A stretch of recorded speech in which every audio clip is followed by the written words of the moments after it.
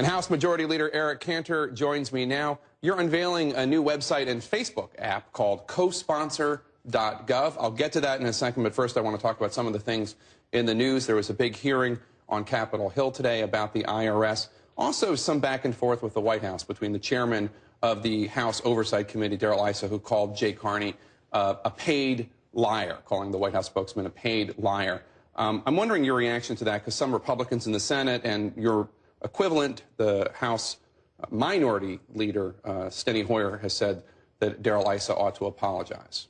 Look, Darrell Issa, Dave Camp, and the number of other chairmen that we have that are involved in the oversight process are doing a fantastic job at trying to stick to uncovering the facts and getting to the truth.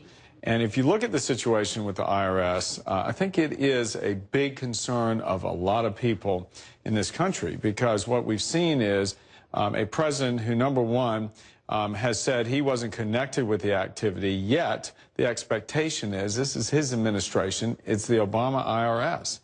And we've just not heard what the truth of the matter is. Meanwhile, the concern is an abuse of power.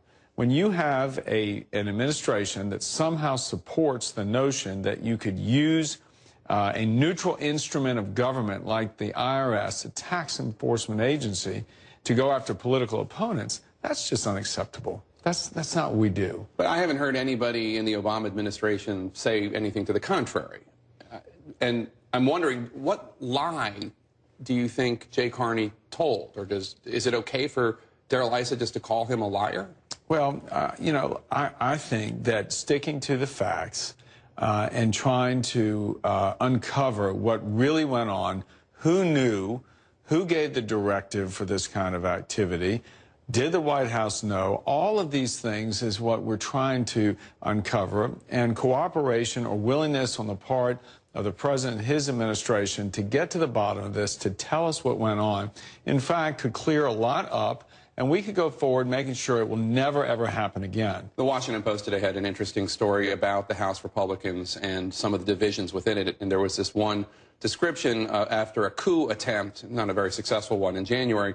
Speaker Boehner is depicted in the story as barely holding the party together. And there is this passage I wanted to read to you. The leaders have come under intense scrutiny. Barely 36 hours after the caustic New Year's Day vote, Boehner faced a coup attempt from a clutch of renegade conservatives. The cabal quickly fell apart when several Republicans, after a night of prayer, said God told them to spare the speaker. I guess that's good news that God told these members to spare the speaker. What can you tell us about the divisions within the Republican Party? I know Speaker Boehner has even acknowledged that sometimes some members of the caucus are a little difficult to control. Jake, we're a party of ideas. We actually embrace robust debate and dialogue. And you'll see in our agenda what we have done is taken a conference of individuals who are very passionate about the privilege of being a voice for the people and putting that to work to see how we can affect the dream of a more prosperous and more secure America. That passion, though, somehow sometimes ends up meaning Speaker Boehner almost loses his job or is threatened?